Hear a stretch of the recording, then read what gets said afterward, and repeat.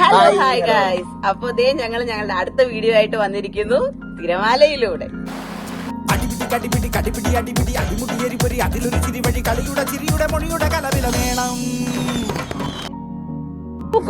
ഇന്ന് നമുക്ക് കച്ചവടത്തെ പറ്റി സംസാരിച്ചു. കച്ചവടം നല്ലതാണ്, ബിസിനസ്സാണ്. ബിസിനസ് ലാഭം കിട്ടി നമുക്ക് വണ്ടി വാങ്ങാം, വീട് വാങ്ങാം, കാറ് വാങ്ങാം. അതിൽ ഞാൻ പറയാം. ഓക്കെ, അപ്പൊ നമ്മളുടെ ഇന്നത്തെ ടോപ്പിക് എന്ന് പറയുന്നത് ബിസിനസിനെ പറ്റിയാ. ബിസിനസ്.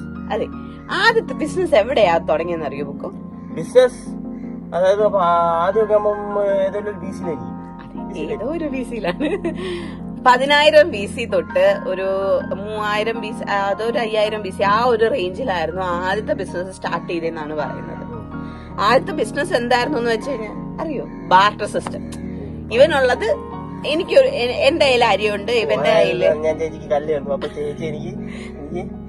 അല്ലല്ല അങ്ങനല്ലല്ല. നിന്റെ കയ്യിൽ ഇലയുണ്ടായിരുന്നു, എന്റെ കയ്യിൽ കല്ലുണ്ടായിരുന്നു. ഞാൻ ഇവന് കല്ല് കൊടുത്തിട്ട് തിരിച്ച് ഇല വാങ്ങി. ആ ഒരു കൺസെപ്റ്റ്. അതായത് ഇവന്റെ കയ്യിൽ കുറച്ച് റൈസ് ഉണ്ട്, അല്ലെങ്കിൽ ഇവന്റെ കയ്യില് ഉഴുന്നുണ്ട്, എന്തെങ്കിലും ഫുഡ് ഐറ്റംസ് എന്തെങ്കിലും ഉണ്ട്. എന്റെ കയ്യിൽ അല്ലാണ്ട് വീട്ടിൽ എന്തെങ്കിലും ഐറ്റംസ് ഉണ്ടെങ്കിൽ നമ്മൾ ഇങ്ങോട്ടും അങ്ങോട്ടും എക്സ്ചേഞ്ച് ചെയ്യും. അതായിരുന്നു ബാർട്ടർ സിസ്റ്റം, ആദ്യത്തെ ഒരു കൺസെപ്റ്റ് എന്ന് പറയുന്നത്. ബാർട്ടർ സിസ്റ്റം കഴിഞ്ഞ് കഴിഞ്ഞപ്പോ അവര് പിന്നെ ചിന്തിച്ചു എന്ത് ചെയ്യണമെന്നല്ലേ, അടുത്ത് എന്ത് കൊണ്ടുവരണം. അപ്പോഴാണ് ഒരു 1500 BC ആദ്യമായിട്ട് ഒരു എന്താ പറയാ ഇൻഡസ്ട്രി, അതായത് കമ്പനി, ഇൻഡസ്ട്രി അല്ല സോറി, കമ്പനി എന്ന് പറഞ്ഞൊരു കൺസെപ്റ്റ് സ്റ്റാർട്ട് ചെയ്തത്. അതൊരു പൂൾ കമ്പനി ആയിരുന്നു. പൂൾ കമ്പനി എന്ന് വെച്ച് കഴിഞ്ഞാൽ കുറെ പേര് വന്നിട്ട് അതിനകത്ത് ഇൻവെസ്റ്റ് ചെയ്യുക, എന്നിട്ട് അതിനകത്ത് നിന്ന് നേട്ടം കൊയ്യാൻ പറ്റുമോ ഇല്ലയോ എന്ന് നോക്കുക. അതായിരുന്നു അവരുടെ ആ ഒരു ഇത്. അതെ, അന്നേരത്തിന് പൈസയൊക്കെ ആയി തുടങ്ങിയ ഒരു സമയമായിരുന്നു. അത് കഴിഞ്ഞിട്ടാണ് ഒരു 1600 BC ഒക്കെ ആയപ്പോഴായിരുന്നു നമ്മൾ ഈസ്റ്റ് ഇന്ത്യ കമ്പനി, നമ്മൾ എല്ലാവരും കേട്ടിട്ടുണ്ടായിരിക്കും, നമ്മൾ പഠിച്ചിട്ടുള്ളതുമാണ്. ഈസ്റ്റ് ഇന്ത്യ കമ്പനി അതായത് നമ്മളെ ബ്രിട്ടീഷുകാർ നാട്ടിൽ കൊണ്ടുവന്ന് നമ്മളെ നാടെല്ലാം പൊളിച്ചൊരു സംഭവം. അതെ, അപ്പൊ ഈസ്റ്റ് ഇന്ത്യ കമ്പനി എന്ന് പറഞ്ഞൊരു കൺസെപ്റ്റ് കൊണ്ടുവന്നു. അപ്പൊ അവരെന്ത് ചെയ്തു, ഈ ടെക്സ്റ്റൈൽ ഐറ്റംസ്, അതേപോലെ തന്നെ ഫുഡ് ഐറ്റംസ്, സ്പൈസസ്, അങ്ങനെയുള്ള എല്ലാ കാര്യങ്ങളും ഇവിടുന്ന് എക്സ്പോർട്ട് ചെയ്യാനോ ഇമ്പോർട്ട് ചെയ്യാനോ ഒക്കെ തുടങ്ങി. അങ്ങനെയായിരുന്നു അവരുടെ ആ ഒരു കൺസെപ്റ്റ് കൊണ്ടുവന്നത്.